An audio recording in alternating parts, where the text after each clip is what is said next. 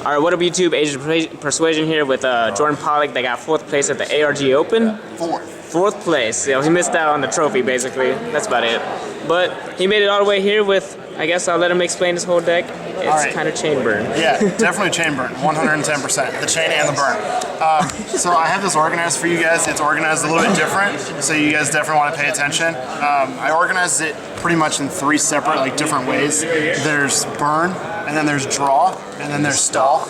And the key to the deck, I'm a math guy, the key to the deck is all about numbers. I'm constantly on my calculator, doing calculations, can I finish in this turn, can I finish in next turn? So the numbers, really, really matters, and it's exactly it should be 2, 2, and 1 is the exact math. All right, so here we go. Sure. We play 2 lava golems. And all of this is the burn, so 2 lava golems. Some people think that this should be considered a stall card, but it's definitely a burn card because if you get it on the fields, it's just going to win you games with burn.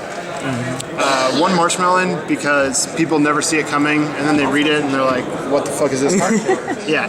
It's really good. I studied it out though because better players will make Gaia Dragon, and Gaia Dragon will just trample into this all day, which sucks. But it's really, really good against the random matchups. It's really good against Constellars and Evil Storms. I played an Evil Storm player, and for whatever reason he couldn't get over Marshmallow for literally 5 turns. I didn't have anything, and he just couldn't get over Marshmallow. It's too strong. Burn, 2 Chain Strike. I'd play 10 of these if I could. Only 2. Yeah. 3 Secret Barrel. Really, really good card. Gotta play it. Definitely. 2 Magic Cylinders. Magic Cylinder was probably one of the MVPs of the day. It really was. Because most of the time people don't think that you're playing it because they're just going to pop it with Scrap Dragon or something. But even if you can only flip Magic Cylinder and get in 19 when they poke a Trooper, or even if they attack with a Draco Sack or something, this card can really be the difference. Yeah, definitely. 3 Just Desserts because dragons, they like to put 5 monsters on the fields, and I'm just going to take advantage of that. And the Ceasefire because it's the best burn card in the game. Oh yeah. Next is going to be the draw. We got 3 Maxis because all the special summoning, it's ridiculous. And you got 3 cards, definitely help with drawing. And really good combo is card with duality. Obviously, this really, really helps for consistency. The dualities and the cards is all needed. I never ever sided any of them out. They were never dead. If on the random time when they get to Book of Moon this, or someone activates Spellbook of Fate to flip this face down, I guess if you want to waste the Spellbook of Fate on that, that's fine. One time Solomon activated Solemn Warning on this card. That way I wouldn't draw the 2 cards, and I'm okay, well I'm just going to draw 2 more burn cards anyway, so you're just doing my job for me. 3 Accumulateds. This is definitely all the discussion for the deck. People don't think that you should play this, or they think you should play 2 or 1 or something like that. You need 3. It's never dead. It was literally dead for me once in the entire tournament. It's the card's insane. But you have to understand, to be a really good player to play this deck, you can't just start flipping stuff randomly whenever you want to, And that's the reason that you won't see me playing Jar Greeds, Legacy of Yadas, because all those cards, all they're doing is you're just filling up a chain slot, and that's for your opponent to do. They can start the chain. They can always be chain 1. They're going to pop it with Scrap Dragon, or they're going to activate MST, or something like that. The jars and the legacies, all that it does is it's just more draw power to draw into your burn cards. Yeah, that's true. Anyway, Triple Reckless. I only resolved Double Reckless, getting to stack the draw phases once. There was another time where I activated Double Reckless at the same time, but then they flipped Decree. So I cried over that. Yeah, Decree is really bad. That's literally how I lost, was just because I can't get over 2 Decrees. Yeah. I have the MST for 1 Decree, and then they flip the 2nd Decree, and I'm just you got it, man. You got it. And the stall, pretty simple. 3 Swift Scarecrows. Everyone's playing this card. It's really good. There are some rulings that you guys should know about the Swift Scarecrow that I definitely paid attention to. Swift Scarecrow doesn't work with Star Eater, so all the good players will make Star Eater. I lost to Patrick Hoban because he made Star Eater. And then also on Spellbook of Fate or Book of Moon, if they attack, they can Book of Moon their own monster after you discard the Swift Scarecrow. And then not only does it not end the battle phase, and then the attack obviously doesn't go through, but the difference is I lose this card, and then they can still attack with the rest of their monsters. Yeah, so if they're good, obviously. I forgot one thing they can also do. What's that, Cordero? What's that? Right, that's this. You can Geki Break. That's true. Yeah. As long as you just stop your attack somehow. Yeah, exactly. Bracket, you get cards or you get pluses. Thanks, Cordero. We needed that. There's lots of That's different. nuts. There's lots of different combos, you know, that you'll figure out when you're playing your deck. But the main thing that you should know, you know, is you got to look up erratas and rulings like that. One day, in my opinion, the deck really got hurt when one day went from 3 to 1. A lot of people are like, oh, the deck's so much better playing it 1, but it's not, because like if you're a good player, you know when to play the 1 day. You know, it's not as simple as just like, oh, I have a card, so I should activate 1 day after or 1 day before.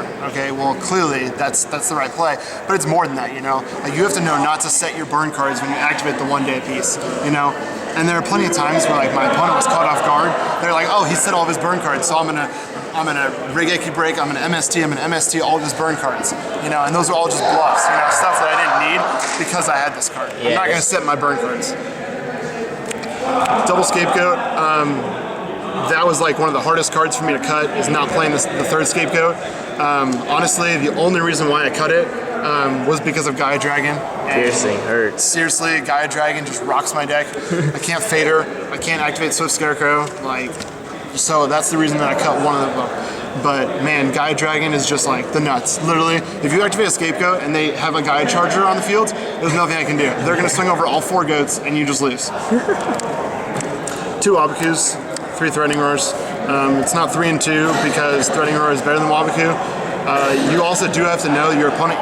Your opponent has to declare their phases. I got a warning for sloppy play because my opponent just went attack. They didn't declare phases. They didn't go battle phase or anything like that. And I was like, you need to give me a chance to activate Threatening Roar. And I wasn't trying to like rule shark them or anything.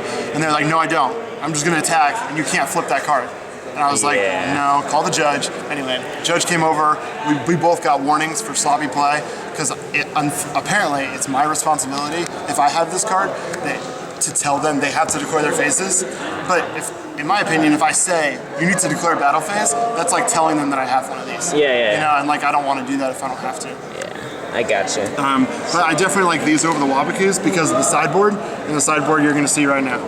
Let's see it. So that's 40 cards, right? Yeah, it's 40 even. Alright, sweetness. Alright, so we got 3 Battle Faders. These are really good for like OTK decks. I brought them in against dragons, like not against all dragons, but against Dragoonities, because the Dragoonity deck is a lot faster and it's a lot more consistent. It just is, you know, like they can use the Ravine all day. They were just dumping their bad cards. They were dumping the Mirror Force, Torrential, anything that they didn't need. So you need to have cards like this, you know, in case they can get over, you know, any of your attack stoppers, or they have Decree. So you got to mix it up. Yeah, definitely. 3 MSTs because Royal Decree's a bitch. Yep. 1 Dark Hole. People underestimate Dark Hole. It's really good. It definitely still clears the field, and there's no cost to it. Seems pretty good. And then Double Raikou. This is also for Decree, but also because there's lots of rogue cards that I did see. Like the Heretic player, shout out to Paul Cooper. He was side decking 3 Jinzos because Jinzo is like a card, and Jinzo would wreck my deck, and I don't have an answer to it if I don't draw either of these 3. So you need to play those. Also for Blackwing Dragon, like people play Blackwing Dragon, negates burn damage. Yeah, that card's insane. I don't want to face that card. Yeah, I guess. So you definitely need those cards. And then the awesome side deck that definitely helped for the weekend. I had 2 Cobras and 1 Giraffe. So many people were just like reading this card. They're like, what the fuck is this card? When like, you know, they had like a Stardust and Scrap Dragon and Star Eater on the field. And I'm like, I'm going to poke you for 1,000. You know, and then I'm going to search for another one. I'm going to poke you for another 1,000 next turn. Easy damage. Yeah, it's insane. Giraffe's effect is also really relevant because they can't chain anything. And that's really relevant because if you need some of your burn damage to go off, you can flip it on your turn if you need it to, and then they can't chain anything. Oh, yeah, so the Giraffe's effect is actually really relevant. And then best matchup for sure is Spellbooks, because this card poops on that deck. Curse of Darkness. Wow. Yeah, anytime you activate a magic card, they take 1,000. They play like 45 spell cards or something like that. Yeah, something like that. Yeah, this card's insane. For sure. Like, it makes them think about their plays, you know, just everything, you know. Like, I had one person who literally went down to 7,000. Wow. Oh, sorry.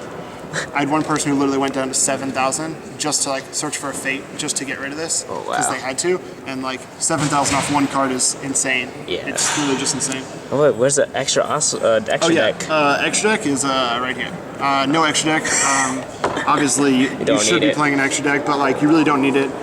There are times, I guess, where like you can go into like Cowboy or Emerald or Lavalval Chain or whatever because of these guys.